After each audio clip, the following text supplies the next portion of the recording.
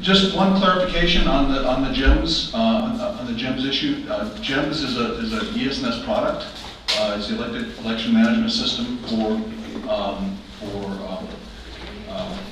ESNS voting machines. It's used in Georgia in the current federal suit that Maryland Marks and plaintiffs have against the Secretary of State. The Secretary of State is fighting tooth and nail to prevent anyone with technical ability to look at the GEMS database. I'll have something to say about that in a second, but everything Benny talked about, we're experiencing in Georgia right now. So let me say, first of all, I was really happy to hear Barbara talk about voting rights, really happy to hear Benny lead off about it. You can't live in Atlanta without being steeped in civil rights movement and voting rights. So what I want to do is kind of talk, even though I'm used, it's a big area in which two communities can come together. I forget who said that, I think Barbara said it, that two communities can come together and make a bigger splash than either one alone. So my colleague Carol Anderson wrote a book called One Person, No Vote.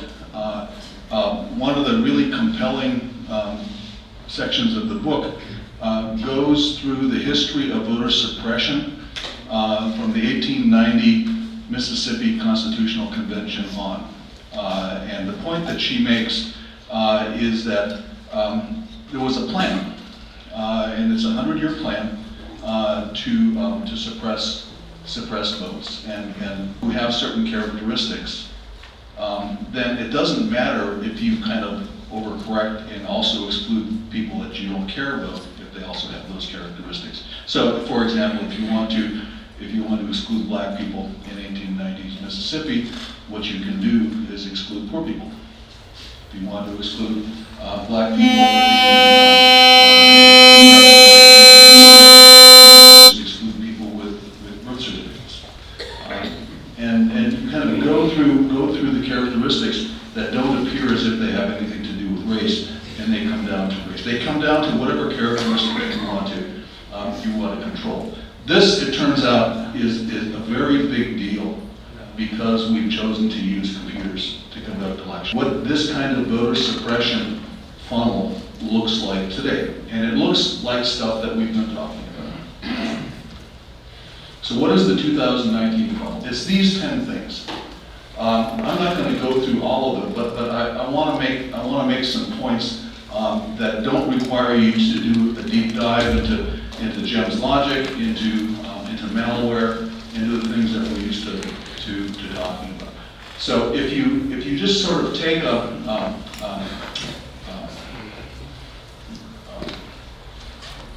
Tom Clancy view of the world, you've got people out there that have lots of resources at their disposal who can change the way that we conduct and report applications.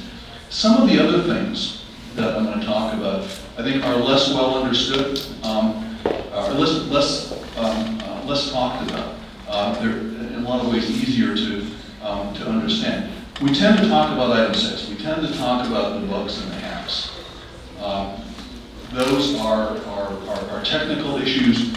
We can demonstrate them. We can run our analysis tools to find out what's there. Some of the other things are kind of so obvious that we don't think about. So let me dispense with the technical stuff first. So despite the title of the talk, which is the same issue, let me kind of dispense with the technical part of this with just a couple slides. The first observation is that all modern voting machines are computers. And the second observation is that all computers can be programmed to cheat, including the computers that we use for voting. And you're going to hear a lot about this for the next 2 days. I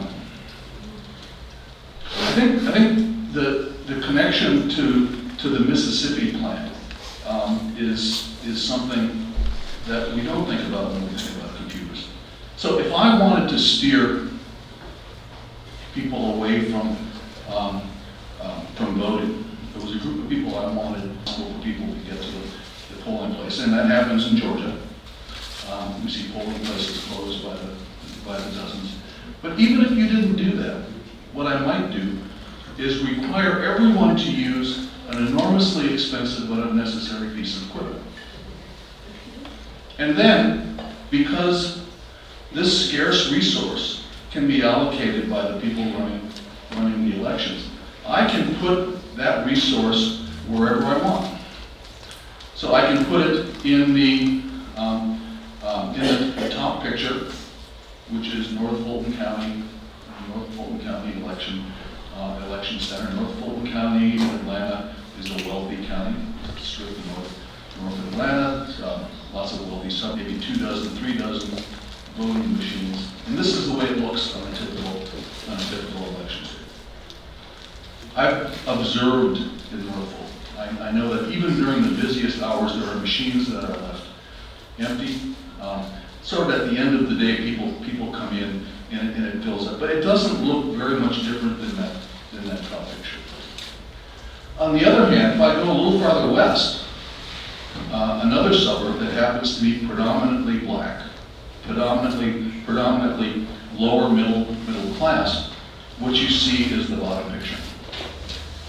You see relatively few voting machines and long lines of people.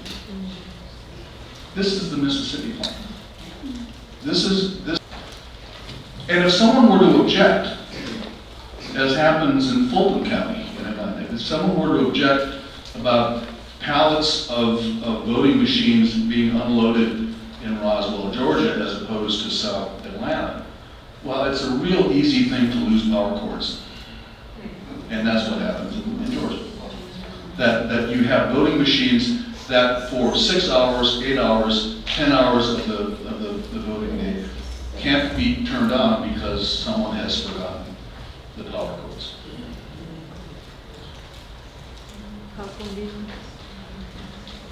Here's something else that you get out of computers. You get the ability to use your information about where people are when they're going to vote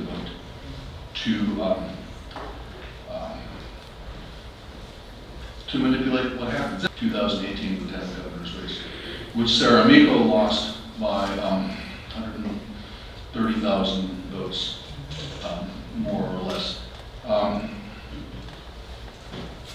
There were places in the state in which the results were so anomalous that it strains credibility to explain exactly what happened unless someone went in and switched votes. So there was a series of press reports a few weeks ago about a place called Winterville train station outside Athens, Georgia, predominantly Democratic precinct. I think there were 9 machines in Winterville station.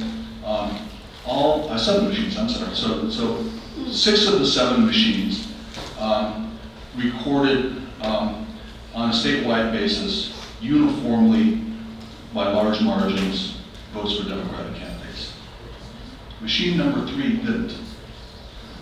Machine number 3. So machine number 3 was the statistical anomaly that had you flipped the results, that is, had you had that machine vote Democratic and the others not, you would have had something that was very much in line with the historical voting in that precinct. So this chart, I think, makes the point that if you have a dashboard, if you have the ability to target voting place by voting place, precinct by precinct, as the attackers almost certainly do, because these tools can be purchased for a song online. Every takes their unpatched Windows 7 laptop to the local Starbucks, because that's the only place they can connect to the internet, is almost surely in a black hat database. that is being used to target exactly what is on those computers. So this chart shows the undervote, the drop-off in the vote for lieutenant governor. So the idea in Georgia, in any election actually, is that people kind of lose interest as they go down ballot. In this case, this is the election for governor. The left-hand mark is the Stacey Abrams, and then lots of people voted for public service commissioner and dog catcher and for judges, but for some reason, a large. I don't think it's the slide. I'm sorry. Lieutenant. Yeah, it's, when it's weighted, it's not total. So this is the drop off for governor, lieutenant governor, secretary of state, agriculture, attorney general, and it's public service commission. So this black line is the drop off from the people who turned their hand marked ballots. The only place in the country shows that. Microphone. Microphone, please. What people do is they lose interest going down. What they don't do is what's in the orange line, which is what happened when voting machines were used. So when voting machines were used, people who showed up at the polls to vote for the Democratic governor decided for some reason that they would vote for public service commissioner, but not the Democratic lieutenant governor. So a few things come to mind. Well, one is, well, why would you do that? Why wouldn't you just attack the governor's race and not worry about the lieutenant governor's race at all? And the answer is that whoever was responsible most likely had a dashboard. And in Georgia, winning the governorship without the lieutenant governorship is kind of an empty victory, because the lieutenant governor controls the legislative agenda. So if you believe that Stacey Abrams was in a much tighter race with Brian Kemp than you thought, and as the election went on, you found out that the margins were widening, you might put more of your resources into the lieutenant governor's race. So these two things had to happen together. Berkeley represent a baseline increase in the vote for governor, i.e. ballot counting, where there were votes that were not cast. That's a great question. I don't know the answer to that. Please repeat the question. Because it's a paperless system, there's no way. Could go either way. So, I mean, Philip did the analysis of the Philip and Kelly did the analysis of the drop-off. Maybe they have some more data. So this idea that you have a scarce resource that you can steer where you want to go turns out to be a very powerful concept, particularly if you have tools at your disposal that allow you to send some of your army here and some of your army there, which the attackers almost certainly do. Computers in the voting process, you have created a monstrosity from an IT point of view. These are machines that were never meant to talk to each other. They have to be set up and reassembled by people who aren't particularly skilled at it. And what you see in this picture is a typical situation in the state where we're told that the machines are kept under lock and key in a hermetically sealed mayonnaise jar someplace. Folks, this is Marilyn Marks and Logan Lamb and Matt Bernhardt standing in an auditorium with some unattended voting machines. And the poll workers have said, bye, we're going home. This is typical. This is a typical situation.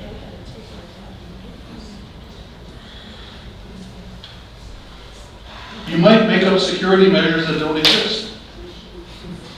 So we're told, for example, that the machines are physically isolated from any communication network that could be used to send a signal, to download download malware when it's palpably false. We know this because, well, election officials testified in a federal court that that's exactly what happened. Michael Barnes, the director, technical director of elections in the state of Georgia, admitted to Judge Totenberg that ES&S contractors were programming ballots on uncontrolled laptop machines from their home.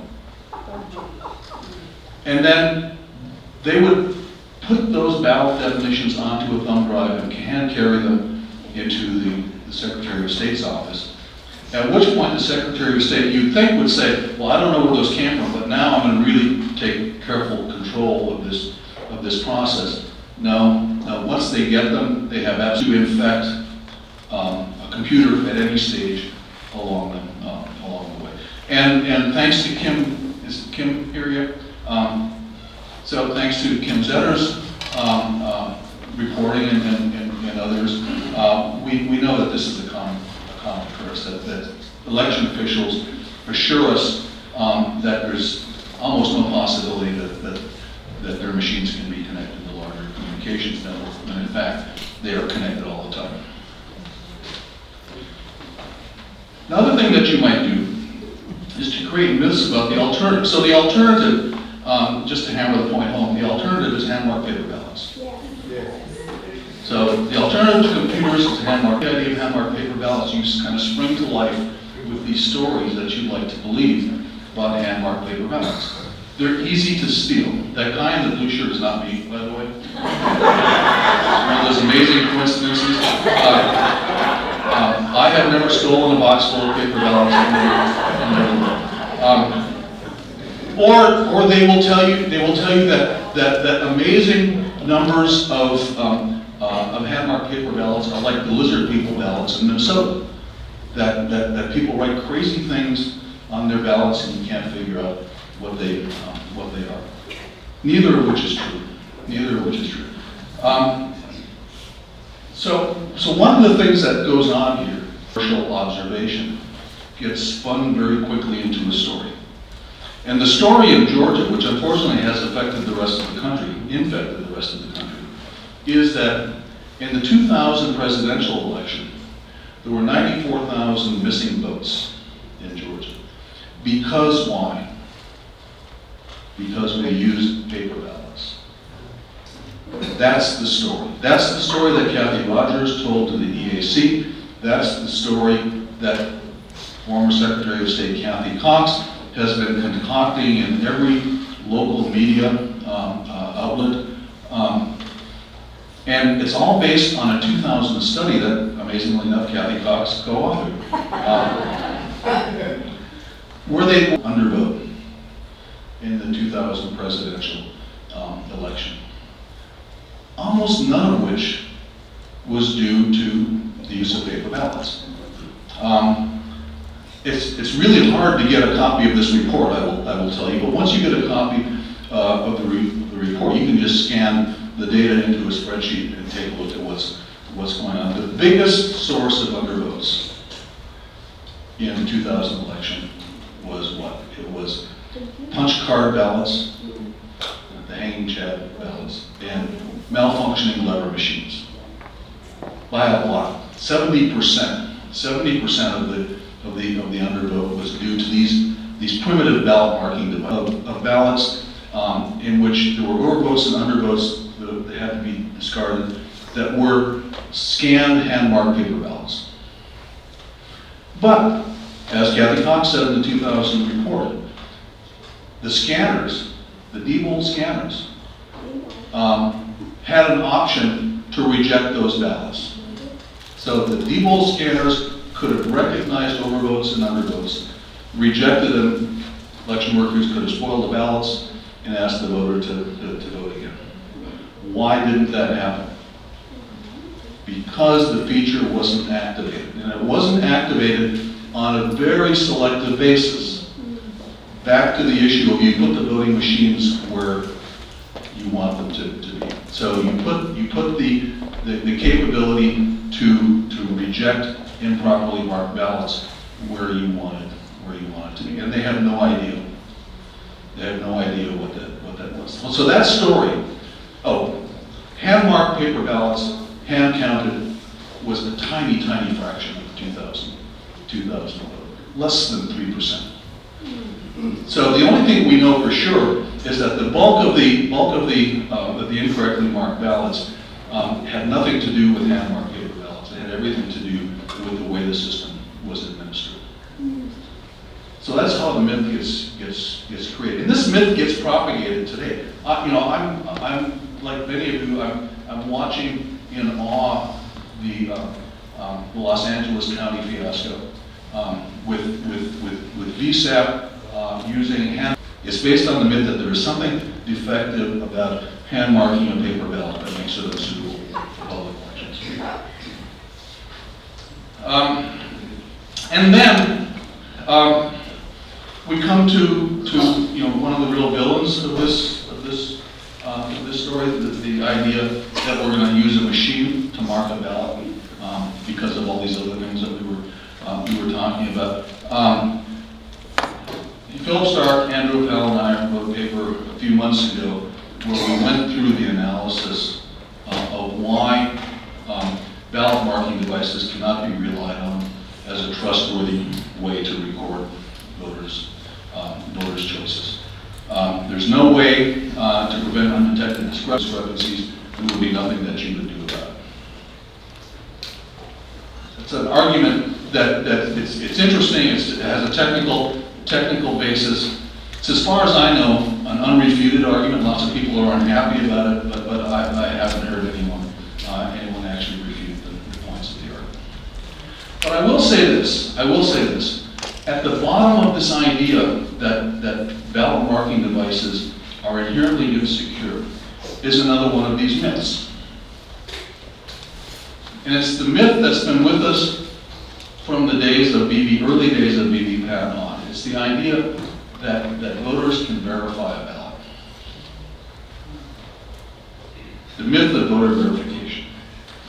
So it's got barcodes, it's got kind of these inscrutable descriptions of what the voter presumably did, and the idea is that the ballot marking device says, this is what you voted, Mr. or Miss Voter.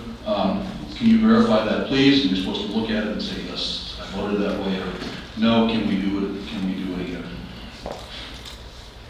And on the basis of that, everything else follows. On the basis of the voter making an affirmative statement that this is an adequate representation of my vote, you can conduct audits, you can conduct recounts, you can archive this stuff. That it's a complete myth that human beings will actually do this. The observation is, and it's presented, we talk about it in terms of current observation. There's research going back to 2002 that is basically the same result. When you give someone an instruction, when you give a voter an instruction to verify their ballot, half the time they simply won't do it. I'm busy, I don't know what you're talking about, I didn't hear what you said, I'm thinking about getting milk on the way home, kids are crying, I'm just not going to do it. So half of the time, voters simply don't look at the ballots. So those ballots can't be verified. And said, well, you folks have said you want to verify the ballot, why don't you do it? Just doing that is a cognitively complex task.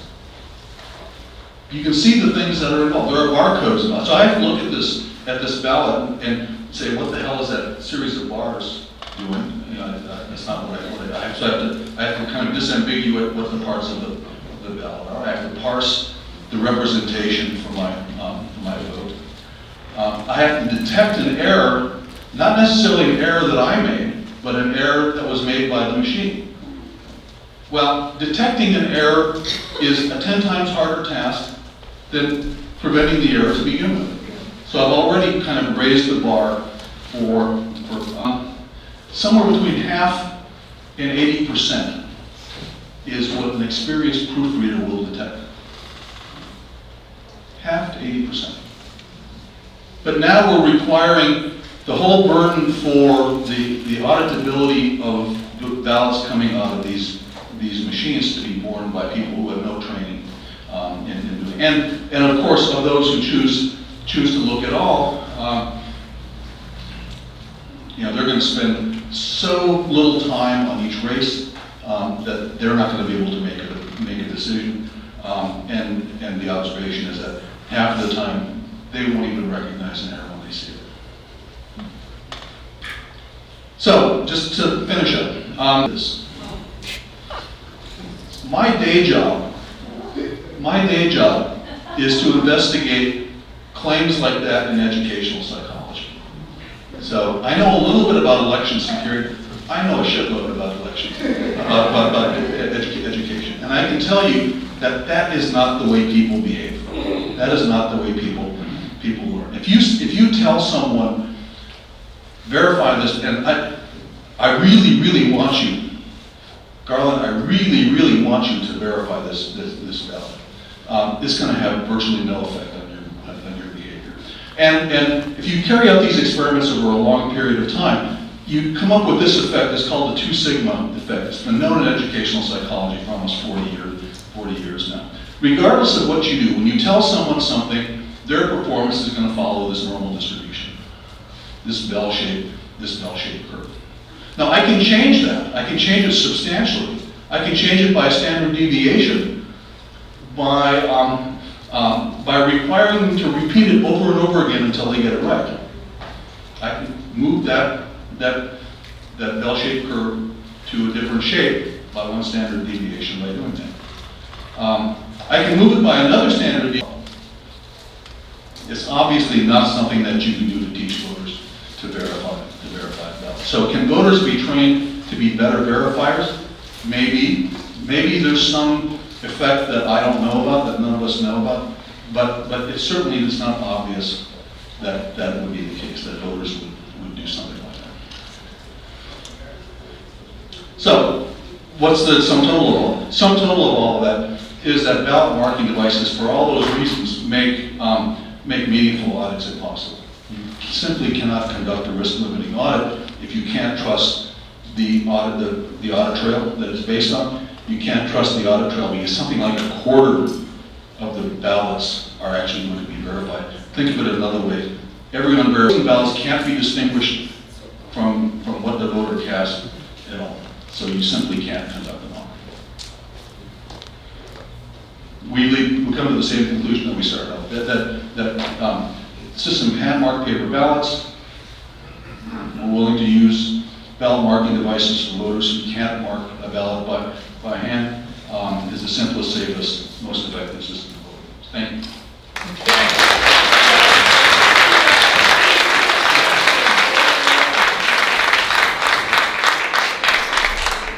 Thank you, that was very impressive. And I want to go back to that chart because, I find it very interesting that if I understood what it was, that top line was your vote by mail, hand-marked paper ballots. Correct me if I'm wrong. Yes. And the other line below there was these DREs that didn't have any paper, and this totally violates the law of large numbers.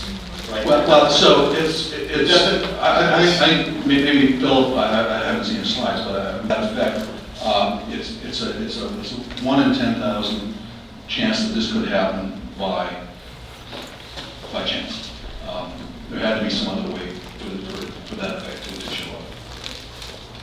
So my question is, the Express Vote, it's unique in that it has a barcode, but it's also unique in that it has 2 separate records of voter intent on 1 ballot.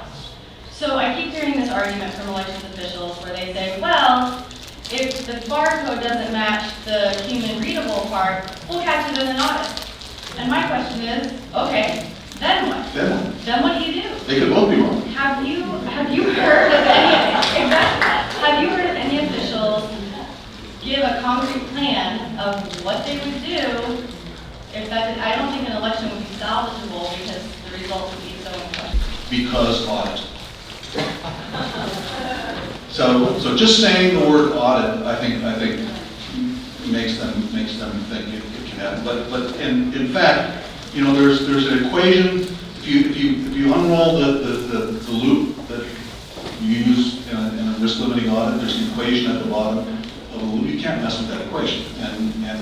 And assuming that something represents voter choice A when it actually represents voter choice B messes with the equation. And even for risk limiting audits that go to a full hand recount, it's actually worse when you go to a full hand recount, because then you've got the whole universe of poisoned and unpoisoned ballots, and it will tell you an outcome that has a tenuous relationship with what the voter actually did. Could you talk a little bit about the next generation of voting systems? They have more ability to talk to each other, but also the platform that they're about to be released on is a Windows 7 platform. Can you just inform what the... The DeMillo system is going to be based on Windows 10. I actually don't know that that's true, but the current generation of systems is always a work in progress, and there's no reason to believe it's going to be in any more secure, stable platform than what we saw in the old DRA systems. I've had arguments with people who say that our BMD systems don't have a barcode. In other words, you punch it on the screen, it prints it out, feed it to an OCR machine, but it still goes through a machine that is entered by touch. My understanding is that this case doesn't change in that case. Well, so there are different flavors of these machines. So one kind of machine, a hybrid machine, prints out the ballot for you to look at, and then you feed it back into the machine, and it goes through the printer again. No telling what kind of mischief happens. Those machines should be out. In election security, as a cognitive science, it's pretty clear about showing someone a ballot and saying, "Is this what you intended?" is no guarantee that that's what they intended. But even if the cognitive science was somehow magically different, you could still tell the machine that you punched the votes in before it printed out. Is that Well, it's on some of the machines, yes. On some of the machines, that's certainly true. Yeah, try to be as quick as possible. We're running a bit on. Hi, Rich, you had mentioned something about a black hat database. You said that I thought you were saying that election officials working on their laptops would be in a black hat database. Yep. And I was interested in that phrase and what exactly that implies. So the background of the dashboard. So this is a company that sells dashboard information for hackers and CISOs and people that want to protect the system. But basically what it shows you is for whatever characteristic you want of machines that are currently attached to the network with an IP address. Here is the software running on those machines. Here are the users on those machines. Here are the patterns. Here's the patches that have been applied to those machines. And this is literally data from hundreds of millions of hosts that are connected to the internet. And so someone who wanted to protect a system would know, I have to put my resources here because worldwide, this is where the next ransomware attack is going to come. If I were a ransomware attacker, I would say this is where I need to put my resources in order to succeed, because they're going to be looking over here for the next ransomware attack, and I know they're vulnerable over here. I mean, this is the Star Wars game in cyberspace. So this is how attackers and defenders are kind of at this balance point where they have the same information, they have the same resources to every one of those unpatched laptops in the hands of a Wisconsin election official that's connected to a Starbucks in rural Wisconsin. I guarantee he was in this database. And an attacker who wanted to look at what was on those machines, how that machine was vulnerable, would know how to do that. Last question. Thanks for your presentation. Back to old school politics in 1974 in Ohio, Cleveland. State Representative Sweeney introduced me, the public health senior advisor, to Democratic politics. His mother brought him in at 13 to count hand-marked paper ballots. She told him, if it's for them, and if I got it on an email and said this is how I voted, that would be verification. But that old school system of politics is a problem. Yeah, so it is, you're right. The chain of custody, having control of the ballot box is really, really important. But that, I think, is an issue that we can deal with. So because we know what happened to the votes once they went into this locked box, we put more resources on protecting those boxes. We know a lot more than putting it into cyberspace where we have no guarantees at all. No, I'm not going to talk about my app.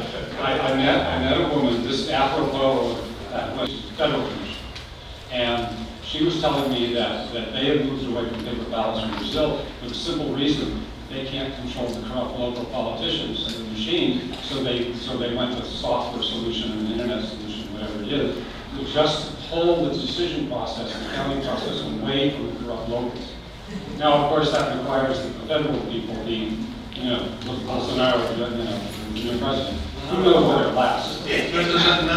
So that is literally the worst idea I've heard today. Sorry, she told me.